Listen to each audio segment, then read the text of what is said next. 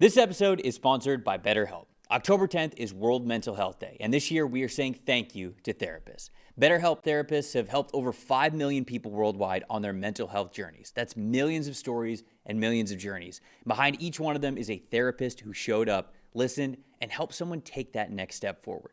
Moments in therapy, like asking the right questions, having a safe place to get emotional or cry, or small wins, they can change lives.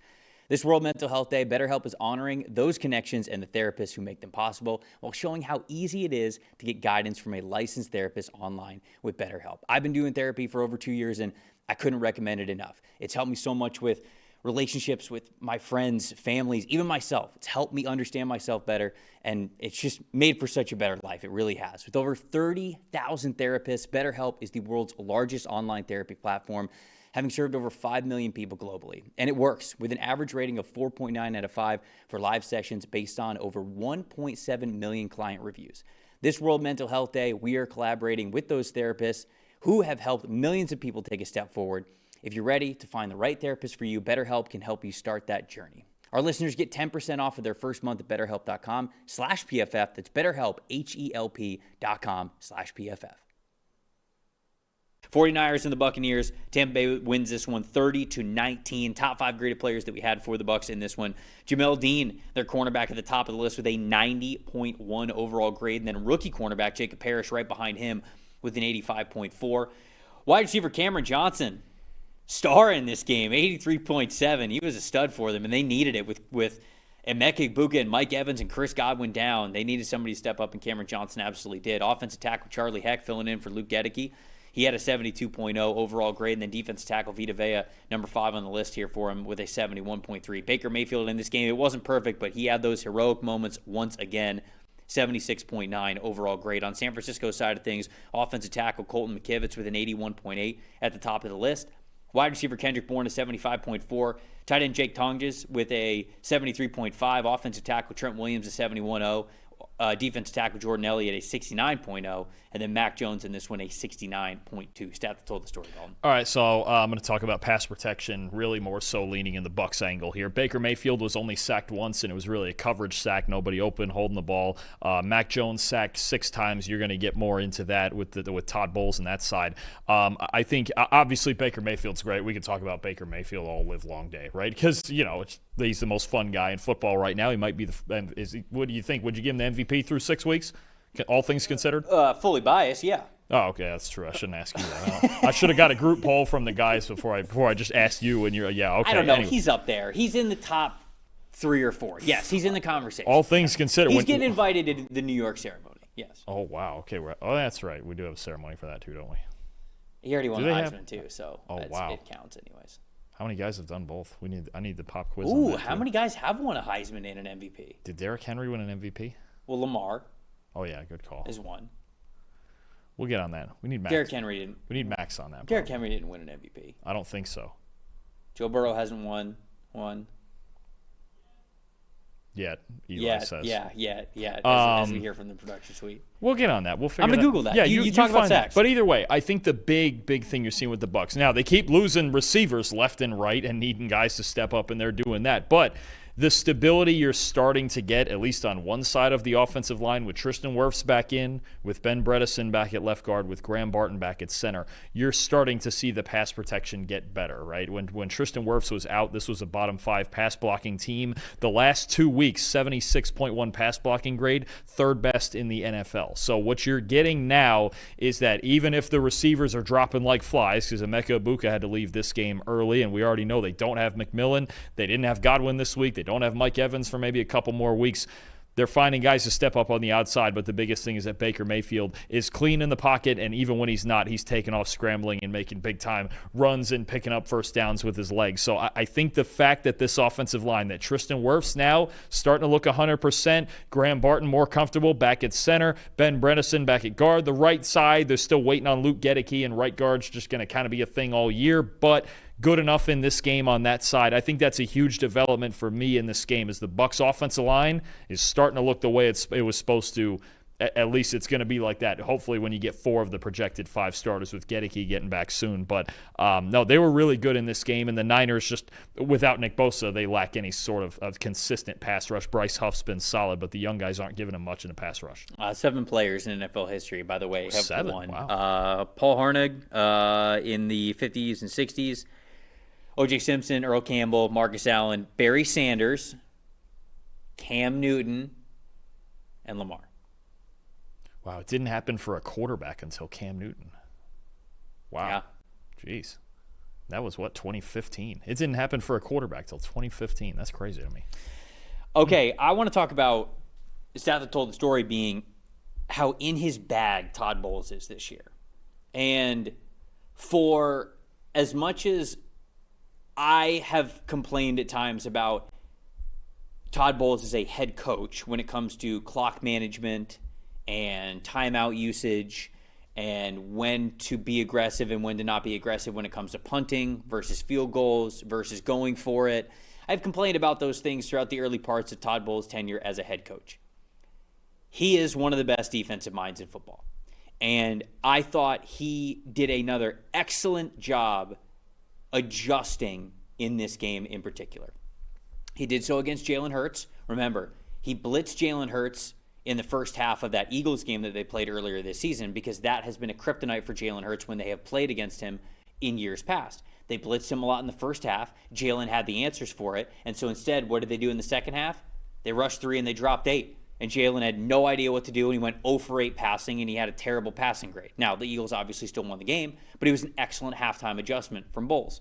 In this game, in the first half, the Bucs blitzed on 5 of Mac Jones' 23 dropbacks, so not a lot.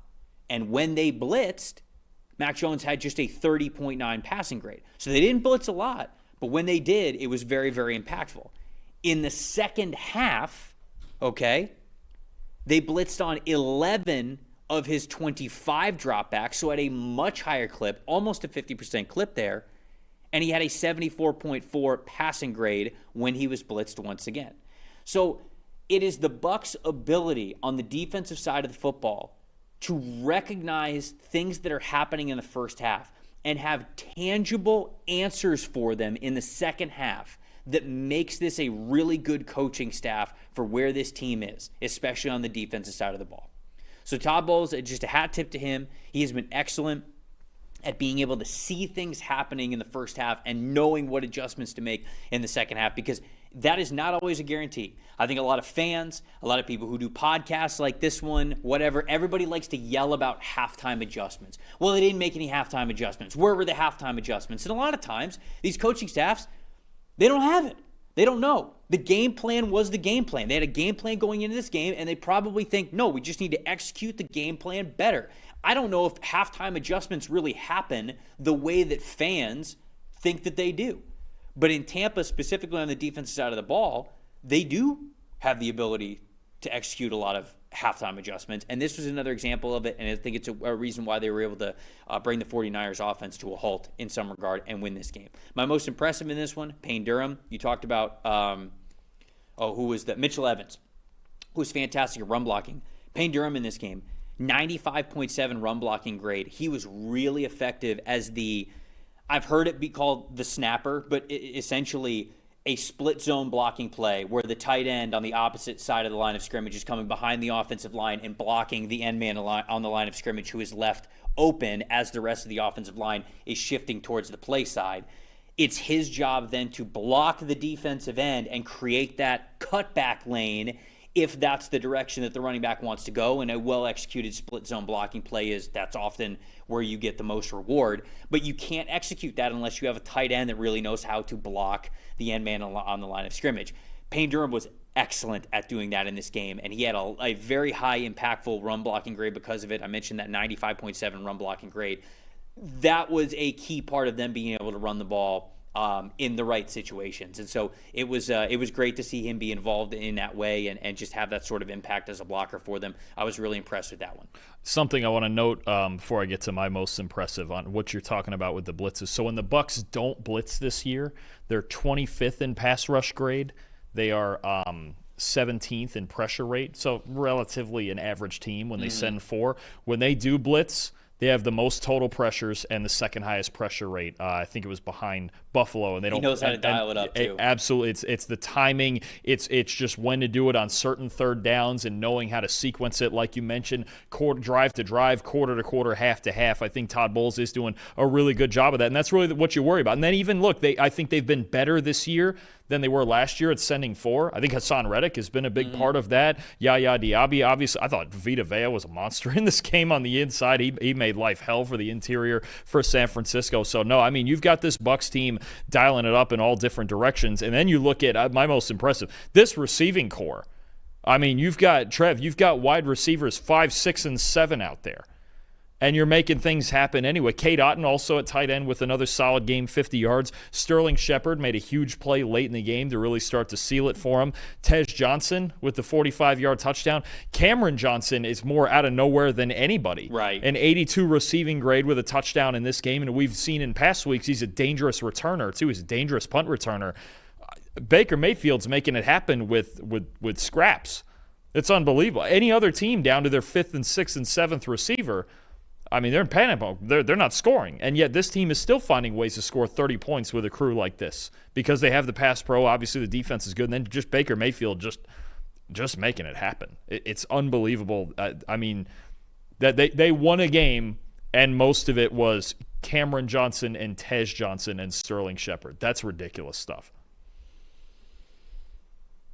Fred Warner injury sucks. Yep. I think that's the most disappointing thing is I'm looking at a lot of stuff from this game. Dislocated ankle, out for the year. Nick Bosa, already out for the year. The 49ers team had a bad injury luck in volume. And now they also have terrible injury luck in impact, right? If we look at the 49ers team and I go, who are the 2 players 49ers can't lose due to injury this season? One's Nick Bosa. Yep. The other one's Fred Warner.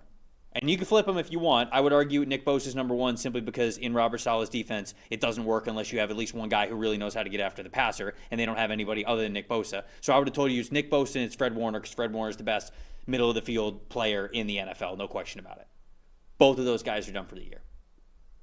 That sucks.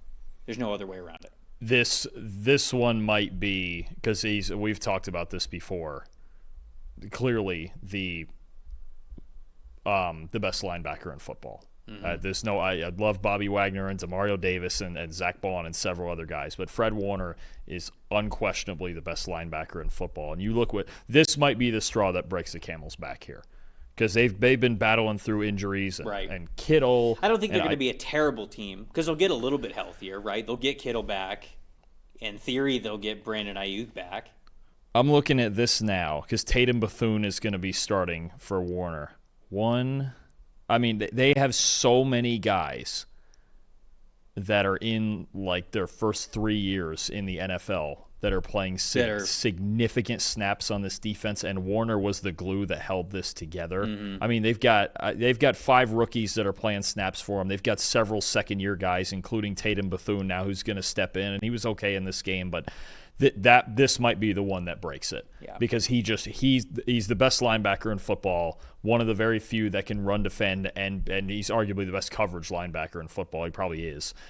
And now you've got, to lose that guy now for this defense for the season, I don't even know what they're going to do because the pass rush is already struggling without Bosa. Now I get worried about their run defense without him. Of course. It just sucks to see because he's one of the 8 or 10 most fun players to watch on a week-to-week basis in the NFL. To just see the things that he can do that almost no linebacker in the NFL can do other than him, that sucks. At this it point, really does. You just hope that it's an injury that he's back for week 1 next year, right? Yep. And you just hope that he is good to go for next year, and it kind of is what it is from this year anyways for the 49ers.